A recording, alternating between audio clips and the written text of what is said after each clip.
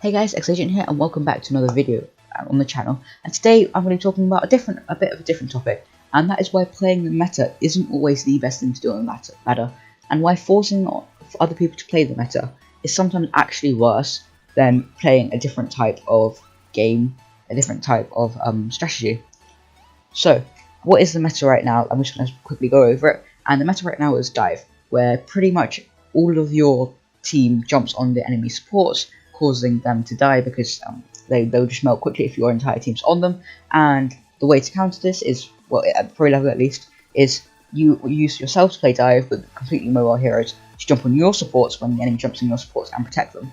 And basically, if the enemy kills the supports, your supports, then they pretty much will have won the fight at the pro level at least.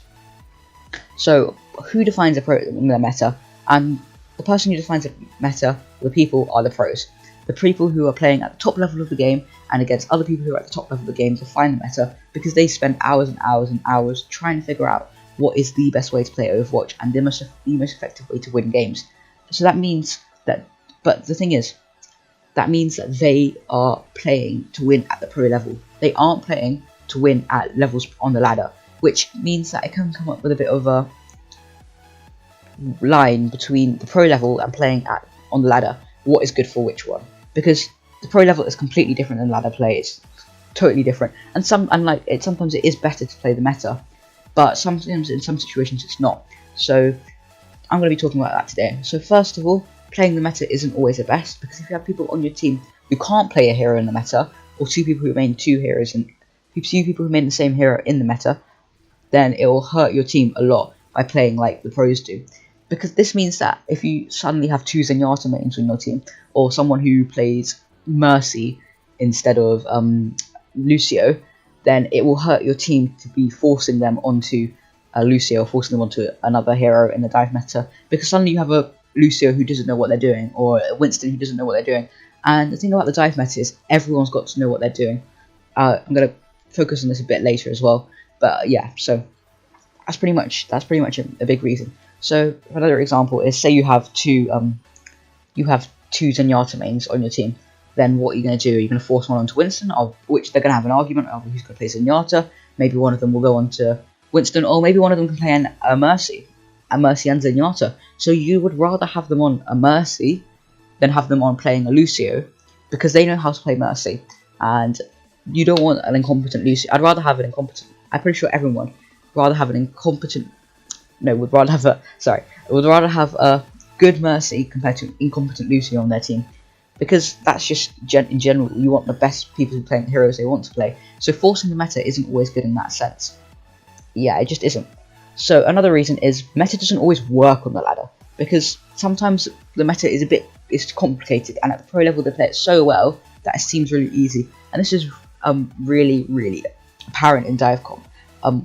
Dive, you have to be really good at dive to produce it correctly, because you have to all have the coordination to jump on the same person to kill them, burst them down quickly. And if you're countering a dive with your own dive, you have to have the coordination to protect your supports well enough to make sure they don't die.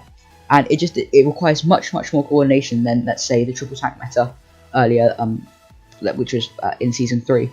And it just requires much more communication between your team as well.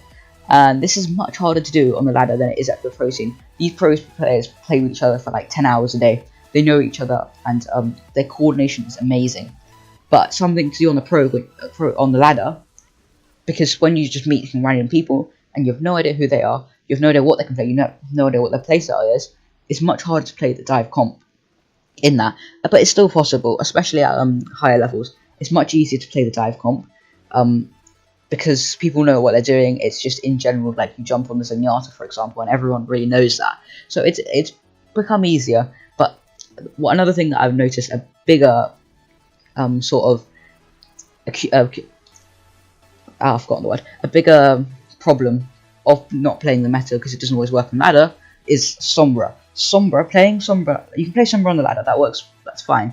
But if you want to try and play Sombra like the pros do, it's going to be really difficult for you on the ladder if you're not in a 6 stack. And this is because Sombra requires, if you're playing like the pros, requires a lot of coordination, because you have to be ready for that EMP, and your team has to back up on back up on the EMP. So let's say one of your team members dies, or two of your team members dies, and you EMP. It's a waste of an EMP unless your Genji has a Dragon Blade, pulls out the Dragon Blade and kills everyone. You have to be so coordinated and so ready for every single scenario when playing Sombra, like the pros do. It's pretty much impossible to play her like the pros do on ladder, especially for like solo or duo queuing. You need a 6 stack probably, or maybe a 5 stack at least. Yeah, so that's probably the main thing that sometimes why the meta isn't as bad, and it wasn't that big of an offender with the dive with with the death ball comp, where an Ana, because all you really need is a good Ana, and then your tanks can do tanks have to do what they can. It doesn't require anywhere near as much coordination, and lack of coordination leads to toxicity as well, because let's say your Genji doesn't dive properly, there will be lots of toxic hatred towards that Genji, whereas there's much less in Death Ball was before. So onto my final point, and that is the different levels of play at the different points of the ladder. The meta is obviously defined at the pro level, which I talked about earlier, where right now it is just dive versus dive, and this causes it to be more about who is best at their individual roles and coordination, rather than which team comps counter each other. This is completely different, especially at the lower levels of the game, like gold and platinum and stuff. Team comps are fairly messy as such. You don't know what your enemy will be playing. You have to figure out after, which means you have to flex a lot more. And if you're forcing the meta, and if you're playing dive, the same dive, 2 DPS, 2 tanks, 2 supports, every single time you go on, every single time you're on the ladder, and you're trying to like make your teammates 100%. Oh yeah, you have to play this. You have to play this. Yeah. Then when you come against somebody who's taking your team apart, you have to be able to flex. Whereas on the pro level, it's a similar thing, but people don't really play anything else other than dive. So it's just you kind of keep the same team forms throughout your entire time until the meta kind of fades out. But at lower levels, every other game you could be facing somebody who's not playing dive, and you have to be able to flex. So overall, guys, these are my main reasons why playing the meta isn't always the best thing to do on ladder. But sometimes it can be, sometimes it can't. You have to really judge for yourself. But please don't just go into your games and say dive comp, 2 DPS, 2 tanks, 2 supports instantly. You want to like know what your team plays first. You want to know what the enemy team play. As soon as you know what the enemy team plays, you want to be able to adapt to that. Anyway, guys, thank you for watching. I hope you enjoyed. Please leave a like down below if you enjoyed, and share this video. Thank you for watching. Please subscribe, and see you.